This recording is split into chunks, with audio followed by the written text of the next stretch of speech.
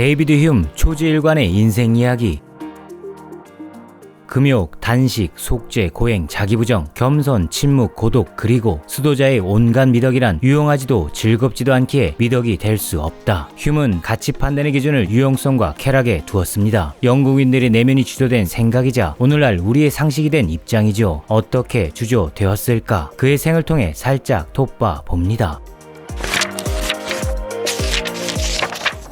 12살에 대학에 들어간 휴me는 천재적인 재능을 발휘하진 못했습니다. 14살에 입학한 형을 따라 신분에 맞는 교육을 받았을 뿐이죠. 별반 성취도 이루지 못한 채 고향인 나인웰즈로 돌아갑니다. 휴메 가족은 법률가가 되기를 바랐으나 체질과 맞지 않았죠. 그는 철학만을 고집했습니다. 글쟁이로 살고픈 욕망이었죠. 휴me는 결단합니다. 18이 되던 1729년 법률가를 포기하죠. 이런 편지를 남깁니다. 새로운 생각이 떠올랐다. 그런데 유용성과 쾌락을 가치 판단에 최전선에 둔 휴me는 철학의 저 높은 언어에 주눅듭니다. 철학의 길은 즐겁지도 유용하지도 않았죠. 노이로제에 시달립니다. 탁월한 철학자로 사는 삶은 자신이 비판한 수도자의 삶과 다르지 않은 듯 보였죠. 휴me는 꿈을 축소하고는 건강이 회복됩니다. 그러나 이번엔 심장이 두근거리는 신경쇠약에 시달립니다. 높은 꿈을 품어도 아프고 꿈을 포기해도 아픈 것이 인간인 까닭입니다. 타협의 지점을 적절히 수색할 수 있을 때 제 자신을 긍정할 수 있는 것이죠. 큰 사건도 있었습니다. 삼촌의 시골집 하녀가 사생아를 낳았는데 아버지를 휴미라고 주장하며 소송을 제기했죠. 다행히 휴me는 불리한 판결을 받진 않았습니다. 이 경험의 축적으로 휴me는 이런 금언을 남기죠. 개인으로 사회의 일원으로 살아가는 법을 알려면 배울 점이 있는 모든 것에서 가르침을 얻어라. 반면 교사도 교사라는 뜻이죠. 생을 유연하게 대처하는 사람은 배우지 말아야 할 것으로부터 존재의 항로를 수정할 줄 압니다. 세계는 음과 양이 있고 세상은 깨끗함과 더러움이 공존하니까요. 모든 것이 배움의 단초입니다. 정신과 몸이 지친 휴me는 잠시 연구를 중단하고 전환을 도모합니다. 브리스톨로 갔죠. 휴me 이곳에 간 이유는 단지 에든버러가 싫었던 탓입니다. 장소보다는 사람들이 싫었죠. 이런 말을 남깁니다. 가까이 부대끼며 사는 혈연의 멸시는 불편하기 짝이 없다. 그래서 여기서 멀리 떨어져 낯선 이들과 어울려 살려는 것이다. 브리스톨에서는 설탕 도매상의 사무직으로 일합니다. 대규모 자본가인 노예무역상 밑에서 일한 것이죠. 무신론자가 자본가와 만났으니 오래갈 수 없었습니다. 휴me는 고용주를 계속해서 비판했고 사장은 휴메의 엘리트 의식에 환멸을 느꼈죠. 현실적 무능에 대한 자괴감을 품은 휴me는 프랑스로 건너갑니다. 제대로 철학을 하겠다고 다짐했죠. 성스러운 대접을 받는 데카르트의 책과 만납니다. 신화가 된 책의 물성을 체험하고는 갈팡질팡한 제 인생의 확신을 얻죠. 맹렬히 글을 씁니다. 1737년 26세의 가을날 휴메의 대표저서 인성론의 1부와 2부를 완성하고 책을 출판하기 위해 영국으로 돌아옵니다. 1739년 휴메의 첫 책이 세상에 나오죠. 최선을 다한 만큼 성공을 기대했습니다. 그러나 실패합니다. 3부 도덕편을 정비해 출판을 재개하나 또 실패합니다. 다행히 학계의 주목은 상당한 편이었으나 문제는 그들의 관심이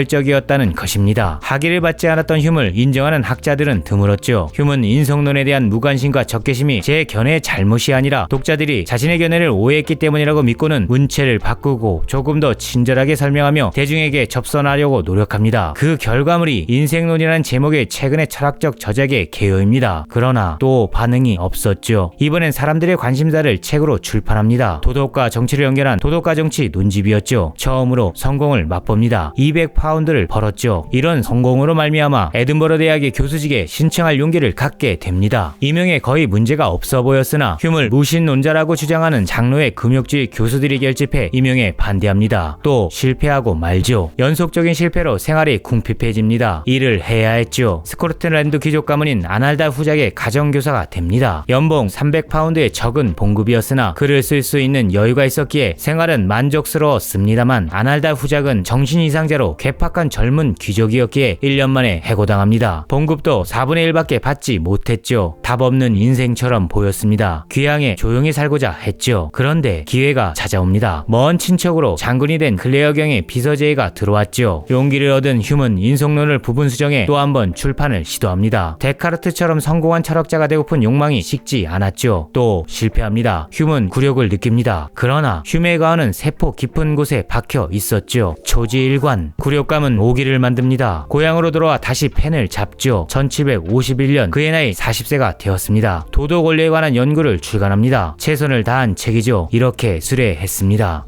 모든 저작 중 역사적인 면에서나 철학적인 면에서 또는 학문적인 면에서 견줄 데 없는 최선의 것이다. 휴문 현실에 적용할 수 있는 실천 이성만이 이성의 핵심 역할이라 믿었습니다. 이 관점은 유용하고 즐거운 것이 가치 판단의 중심에 서야 한다는 우리들의 관점과 동일하죠. 그런데 이 책 또한 주목받지 못합니다. 휴문 포기를 포기해 버립니다. 재차 초지일관의 근성으로 버티고는 더 대중적으로 다가가 반드시 성공하리라 작정합니다. 저술활동에 전념할 안정적인 취업 자리를 알아보죠. 에든버러에 있는 변호사협회 도서관에서 휴문을 채용해 줍니다. 무려 11년간 이 도서관에 근무합니다. 연봉은 고작 40판도였고 얼마 가지 않아 이것도 받지 못했지만 도서관에서 자료를 찾아볼 수 있었고 글을 쓸 충분한 시간을 확보할 수 있었습니다. 그리고 기회가 찾아옵니다. 대중의 눈높이에 맞춘 영국사가 성공을 거둔 것이죠. 사람들이 좋아하는 소재로 우선 명성을 쌓고자 한 전략이었습니다. 이를 계기로 휴문 상류사회의 일원이 됩니다. 프랑스의 영국 대사로 임명된 허트보드 백작은 휴맥의 개인 비서가 되어줄 것을 제안했죠. 명성을 높일 기회라 생각한 휴문 다시 프랑스로 갑니다. 프랑스 계몽주의자들은 휴문을 존중하고 우대했죠. 프랑스가 마음에 들었으나 휴문 초로의 나이에 에든버러로 돌아옵니다. 유용한 일을 했으니 즐거운 일로 남은 인생을 채우고자 했죠. 휴문 부유한 생활을 누립니다. 그 즐거움의 정도를 시인 윌리엄 메이슨의 글에서 흔적을 찾을 수 있죠. 저기 대자로 뻗어있는 게으른 데이비드 양반, 에피쿠로스의 우리에서 살찐 돼지. 이제 휴문 철학을 중단합니다. 이런 핑계를 댔죠. 나이가 너무 들었고 살이 쪘고 부자다. 적당한 가난은 존재를 일으킵니다. 부자를 부러워하지 말아야 할 이유죠. 돈은 까다로운 대상입니다. 소크라테스조차 너무 부자도 너무 가난하지도 말아야 한다고 충고했으니까요. 1775년 64세 휴문 불치의 상태가 됩니다. 너무 많은 음식을 먹었고 너무 많은 쾌락에 노출되었던 탓이죠. 그런데 위기에 오랜 시간 적응한 휴문 병을 앓는 동안에도 놀라울 정도로 활기를 잃지 않았습니다. 마지막 순간까지 의연했죠. 1776년 8월 25일 그는 조용히 눈을 감으며 이런 말을 남깁니다. 돌볼 집도 자식도 복수하고 싶은 적도 없다. 그러므로 나는 흡족하게 죽을 수 있다. 인간은 누구나 불완전합니다. 그것이 인간 본성이죠. 어느 정도 세련되고 어느 정도 비겁한 흉의 인생이 우리 모두의 인생입니다. 다만 흉처럼 포기할 수 없는 단 한 가지의 고집스러운 꿈만은 제거되지 말아야 하지요. 인간은 내일을 기대하고 그 기대를 시도하는 힘으로 오늘에 명랑할 수 있으니까요. 초주의 일관의 생이란 단 하나의 일관성에 존재를 붙이는 적절한 노력입니다. 그 완충지대를 찾을 수 있을 때 허무와 냉소가 그득한 세상에서 쾌활함을 상실하지 않을 수 있겠지요. 어떻게 해야 하는가? 휴메의 말을 붙입니다.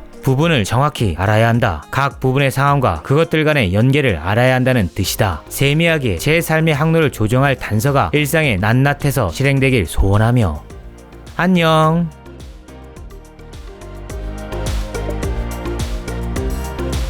Paper Renaissance